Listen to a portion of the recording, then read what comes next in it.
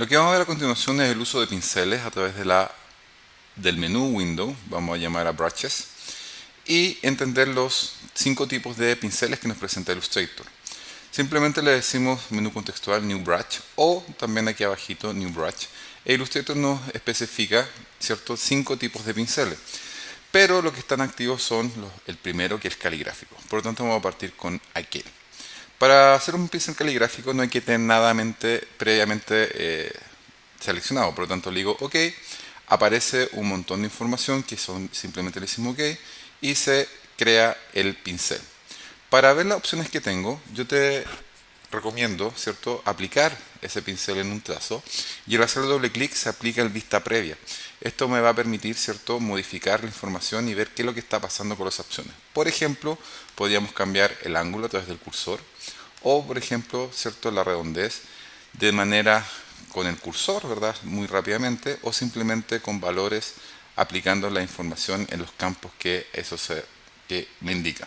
También podría cambiar el diámetro y no solamente darle un valor fijo, sino que también un random para que varíe, por ejemplo, entre un ángulo y otro. Y de esa forma vamos a ver en la proyección que el pincel se va a comportar según las características que yo le estoy dando. Le digo OK, aplico los cambios al trazo y ya tengo mi pincel caligráfico listo. El segundo pincel, efectivamente hay que tener algo seleccionado, por lo tanto voy a seleccionar una estrella, voy a pintarla de un color y le voy a quitar el contorno para que se vea mejor. Tomo el elemento y lo arrastro, y aquí Illustrator me está preguntando si quiero hacer un pincel de dispersión.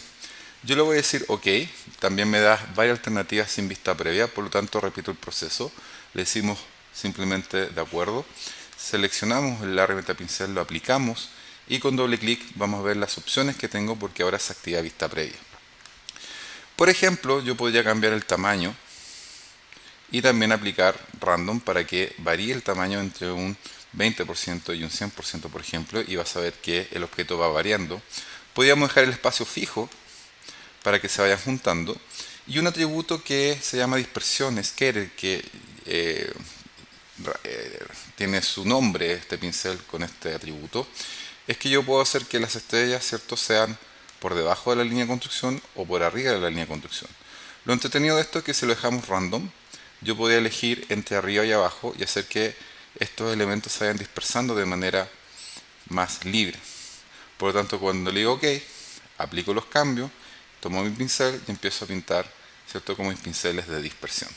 Eso es bastante práctico para generar gráficas o figuras bastante rápidas, aleatorias, sin tener mayor preocupación que resetear un buen pincel. El tercer pincel es que cuando yo lo arrastro esta misma figura, voy a decirle ahora que sea un pincel de arte. Le voy a decir OK, basta que le diga OK, y a diferencia del anterior, ya con el hecho de simplemente arrastrar, te vas a dar cuenta que el pincel de arte lo que hace es toma la figura y lo deforma a largo del pincel. De forma distinta que el pincel de dispersión, lo que hace es repetir la figura durante el trazo. El cuarto pincel no es necesario tampoco seleccionar nada al igual que el caligráfico, simplemente le dices nuevo brush y le dices brittle brush, que es nuevo de CS5.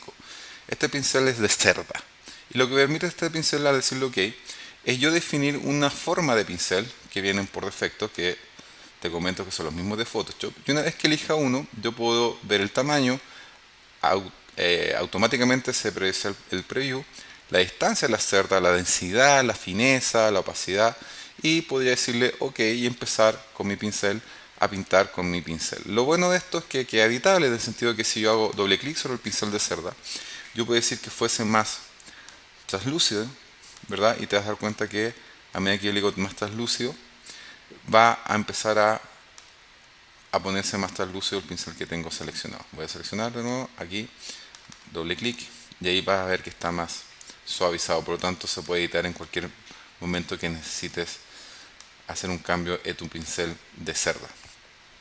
Y por último, está el pincel de motivo o el pattern, que en este caso necesitamos trabajar con la paleta muestra. Voy a abrir la paleta swatches y voy a tomar este elemento y lo voy a convertir en una textura. Recuerda que simplemente arrastro. Paralelamente voy a hacer otro objeto, en este caso una circunferencia. Voy a cambiarlo de color que sea un color cian.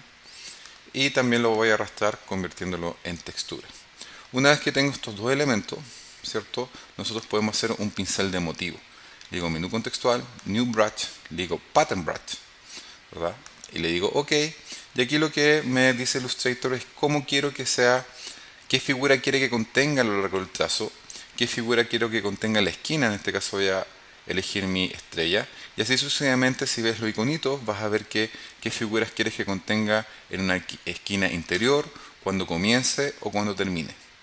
Si tú le dices OK y lo aplicas en un elemento rectangular, por ejemplo que tenga vértice, selecciono, hago clic, voy a cambiar el color del ninguno y ahí te vas a dar cuenta que Illustrator aplica lo que acabo de hacer con este pincel de textura, de pattern. Es decir, en la línea continua tengo círculos cianes y en las esquinas exteriores tengo estrellitas magenta. Eso es con respecto a las formas básicas de cómo construir los 5 tipos de pinceles que tenemos en Illustrator, que son caligráfico, dispersión, arte, bridle de cerda y pattern brush en Illustrator.